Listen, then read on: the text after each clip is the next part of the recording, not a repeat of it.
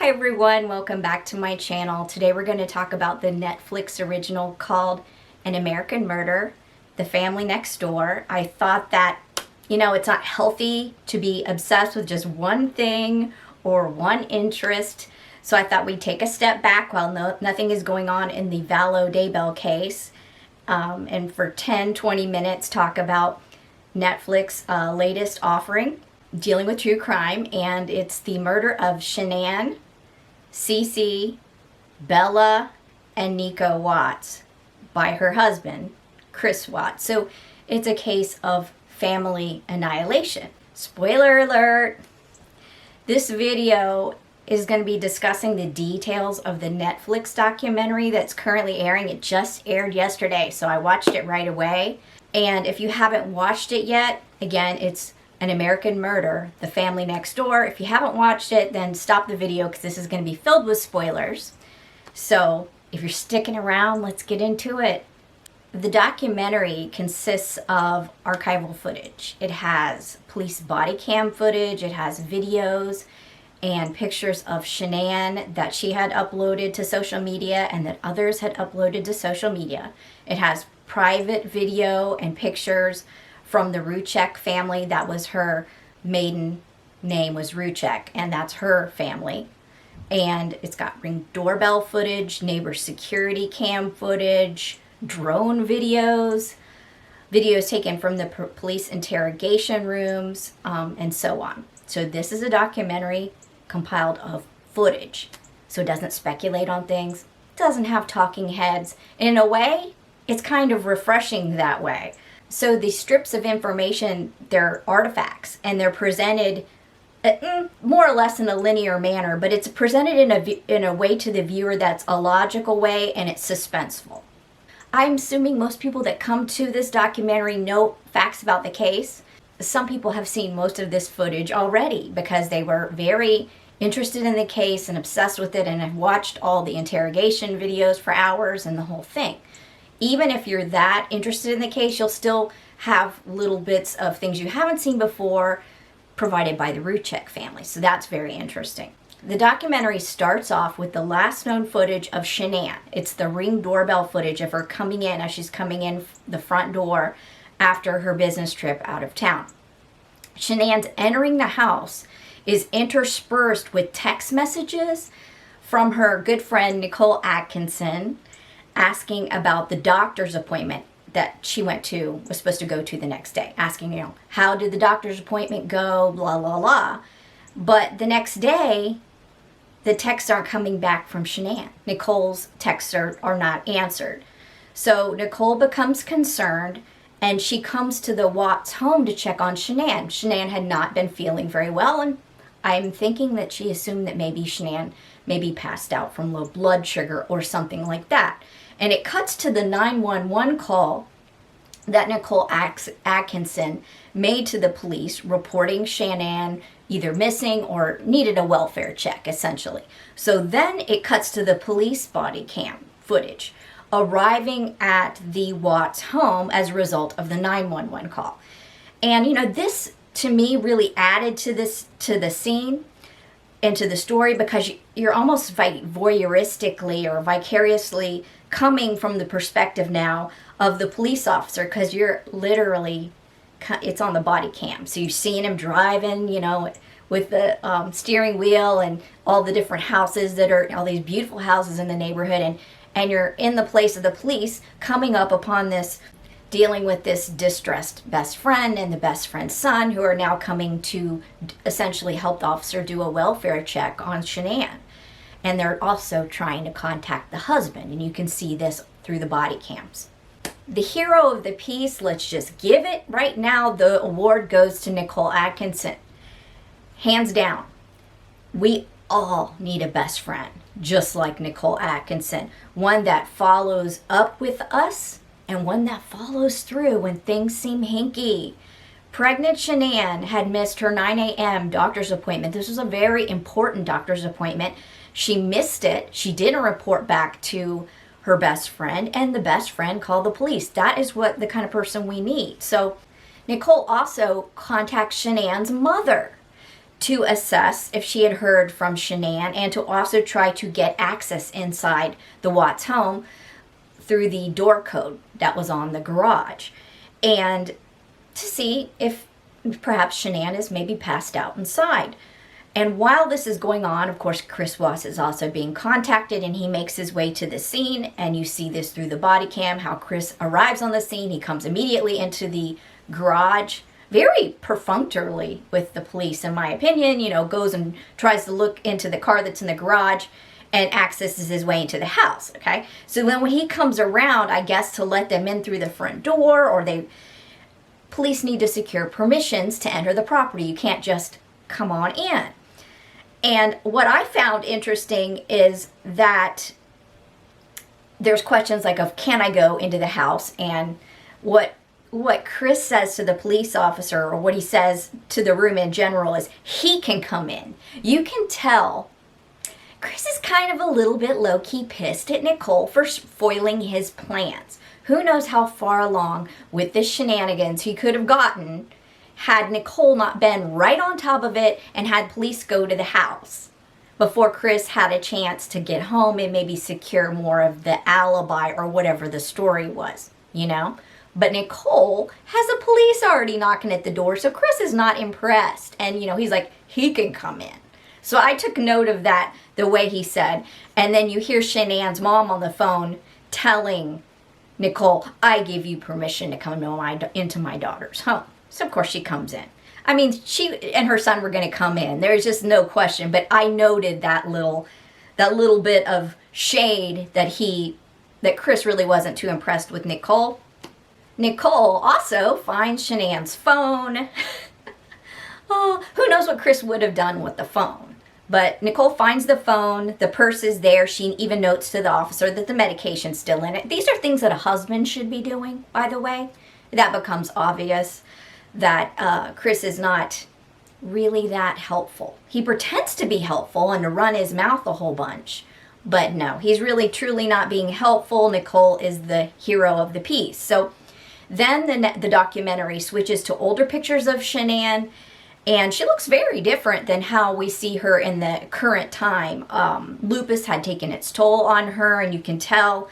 And she's talking in these video talks about how she met up with Chris and that he had tried to woo her, and she pushed him away and did everything she could to push him away, but that he was the right man for her, essentially. It cuts to the wedding video provided by the Rucheks, and the touching toasts from Frankie, that's her brother, and the Ruchek family, and it is just really sad in retrospect because everything looks so perfect from the outside. And perhaps at that time, it was. Essentially as perfect as an American family could be. So it flips in time to the current search for Shanann and a search of the house. Nicole Atkinson, the best friend, is giving Chris serious side eye as time elapses through these searches. A neighbor shows up and tells the police that he has security cameras, and those security cameras have captured the video of, very clear video, mind you, of the comings and goings at the Watts house on the previous evening. Uh-oh, right? Uh-oh. So Chris goes over with the police officer to view said video footage, and he starts showing very bad body language.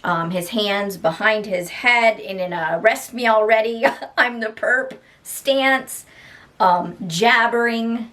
This is a guy who's usually very quiet and doesn't have much to say for himself, and he is jabbering like crazy. And after Chris walks outside of the neighbor's house, the neighbor tells police what is very clear, that Chris ain't acting right, And even the police tries to give an excuse for Chris. This is an extreme situation. And he's like, that ain't right. Yes, everybody starts having Chris's number right away. The video then cuts to Cece and Bella, the children, finding out that they'll be having another sibling. And the video switches to the police's body cam of them flyering and canvassing the neighborhood for any sign of Shanann and the kids. Through the body cam, we see that one female neighbor recounts how she had seen a smaller steel gray truck not Chris Watts' main truck, his gas or oil truck. She'd seen this other steel gray truck parked outside the previous day. And I also think that this said vehicle might have been the one that was later towed away. The body cam also shows the police bringing the search and rescue dogs, the cadaver dogs, through the Watts home. And Chris is then interviewed at the police station talking about how the spark was no longer there in his marriage, and that being apart for a time, they had been apart, not separated, that she had gone on vacation. That being that time period that they had been apart made him realize that the spark was gone. But he denied any fight per se. He said they'd had an emotional conversation the night before, but nothing else was amiss, and that she'd gone to a friend's house, but he didn't know what friend. Okay, so that was his initial statement. And the documentary then intersperses this with videos from 7 weeks before of the family without Chris flying to North Carolina. It's really charming footage of the kids on the plane being well behaved. Again, that's too perfect, right? The kids running excitedly to see grandma. Later on, you'll see them running to see Chris, and they're just not as excited. Just to compare those, juxtapose those two. Yeah, they were really happy to see Shanann's mother. So during this trip, to see both sides of the family, the kids get to spend time with the Watts family, the kids get to spend time with the Ruchek family. And during this trip, when they go to see Chris Watts' mother, this is Shanann, Bella, and Cece go to see Chris Watts' family, allegedly Shanann and Cindy Watts get into an argument over food. Allegedly ice cream, and Cece has a nut allergy, and allegedly there was some pistachio ice cream that was given to one of the children that Cece could have gotten a hold of, and there's a big fight about her not taking the safety of the children into consideration. And so Shanann was very upset, allegedly had words with Cindy Watts, and allegedly Cindy Watts kicked her out of the house. So there was a lot of turmoil going on during this vacation. Cece has her 3rd birthday, and the Watts don't even show up to it. We see texts chiding Chris back at home from Shanann about dealing with his mother. Essentially, get your family under control. That they're, I don't want to paraphrase, but essentially they're dangerous to the children. You got to talk to your mom about this allergy, this kind of things. Like, she's chiding her husband about his mother's behavior. And the text between Shanann and Chris, she's essentially criticizing him for not calling or texting her or the kids while they're on this vacation. And she's very upset about this. And there's voiceovers, I believe it's from the police station, of Chris admitting later that his mother and his sister never approved of Shanann. So there was some upset going on between the family, between Shanann and Cindy, during this trip that happened 7 weeks before her death. So then we see Chris at the police station being questioned by an officer asking him if he's been cheating on his wife, because he looks drastically different than the other pictures they've seen of him. The older photos they've shown, I hadn't seen them before, and they show like a side-by-side of how he looked around the time that he was being interviewed and how he looked when he and Shanann had met and started dating, and it was wildly different. He was a lot more fat, he'd lost a lot of fat, and he'd gained a lot of muscle. So he had buffed up, and the police was kind of inferring that, that he had buffed up for another woman, and Chris initially denies having an affair. So then they bring out the polygraph, and you gotta give it to the FBI agent who does her job to perfection. The second hero of this piece is this FBI agent or officer that does the polygraph. They wire him up. He answers the question. She basically says, don't do this polygraph if you're going to lie, because it's going to catch you. He fails it miserably.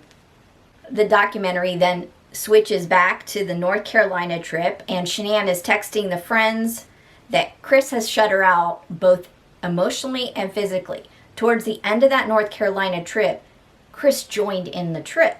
Okay, so Shanann had a chance to try to have a little bit of time with him, and he was shutting her out. The polygraph examiner switches back to the polygraph, and the examiner is fantastic in breaking down Chris Watts's walls. She needs to teach a class in how to interrogate suspects, because she is excellent in how she is very sympathetic, and then any kind of counter he would give to answering a question, she manages to find a way to make it acceptable for him to give an answer. And then once he gives an answer, she doesn't let him wiggle away. Lots of people allow a suspect to wiggle away. She holds him there, but she holds him there with a loving hand. You know, you wanted to talk to me. You knew you were going to fail this. No, you failed it. So that we're going to talk about how you didn't fail it. You failed it, and you really knew you're going to fail it. So let's talk about what you want to admit to. You know, she's very skilled in what she does. So then we go to the text showing how Shanann is trying to communicate with Chris, and one could come away with the impression that Shanann could have picked up and gotten on with her life if Chris wanted a divorce. She was willing to put in the work to make the relationship work, but she needed to have someone to work. She needed Chris to work with her. But if Chris did not want to be in this relationship, you get the impression from the text that Shanann could have moved on with her life. Heck, Shanann had been married before. This is mentioned in the documentary earlier. She had been married before, and she'd managed to pick up and made a great life for herself. So what would make you think that they couldn't get divorced? There wasn't a religious reason that they couldn't get divorced. You get the impression of her trying to work it out, and he's just not being honest with her. There's angry texts with her confronting him regarding who he's sleeping with, because he rejected her essentially laying nude in a bed. She took a night shower. She was there laying nude, waiting for him, and he just rejected her. And some people, I think, have criticized that this is just too intimate. They didn't like, the way we are seeing these texts. Actually, if you've been following the case, you'd already have seen the texts. The texts got out about, how she felt about their sexual relationship. I don't think that this was primarily a problem with Shanann and Chris's sex life. I think that was what made her realize there was a problem. But I think that Chris became smitten with somebody else, and he was ready to move on. So enter Nicole Kessinger. This isn't Nicole Atkinson. This is Nicole Kessinger. This is the other woman. Oh, and Netflix puts the shady pics of this Nicole up first. The ones where she's just not as attractive as her other pics. So, I see you, Netflix, putting the shade out there, in an article when they really want to talk about a star doing something or whatever, that they want to kind of put a slant on something. They pick the most unflattering picture. Yeah, so they start with the most unflattering pictures of Nicole. I see you, Netflix. That's fine. You got my stamp of approval on that. But anyway, so then cut to the police camera interview of Chris Watts confessing to his dad. He's at the police station. The police have broke down his walls. Chris says, I want to speak to my dad. He's been waiting out there. They let the dad in, and this is when the confession comes out. Of course, the police are recording it the whole time. It's an interrogation room. There's a camera right there. It's no mystery. Chris tells his dad that Shanann hurt the kids, and that he killed Shanann because she hurt the kids, because she killed the kids. And, he's whispering and mouthing all this to his dad, and that's the first pseudo confession. We then see the drone footage of Shanann's grave, the oil tanks wherein the children were dumped, and a white sheet which had floated away in the field a distance from the grave. I'd never seen the drone footage, and it's quite, it's disturbing. It's the banality of evil, basically. Then it switches to Nicole Kessinger, the mistress again, in the police interrogation room. Netflix does not offer any opinion to the viewer, because there aren't any talking heads here in this, on how much Nicole knew about the crimes beforehand. It just shows Nicole bemoaning the fact that Chris had lied to her. And she's acting like she didn't know that Shanann was pregnant. No comment.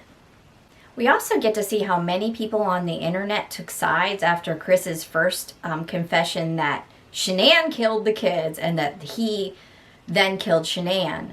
And they labeled Shanann a narcissist, and they victim blamed, essentially, using Chris's first confession to slander and libel Shanann. Like he'd done a good thing because she was such an annoying narcissist, that she bullied him, that she emasculated him. You know, Shanann was bossy. I think we could probably all agree Shanann was bossy. I'm bossy. Shanann apologized to Chris in text. You see this, for belittling him to his parents, you know.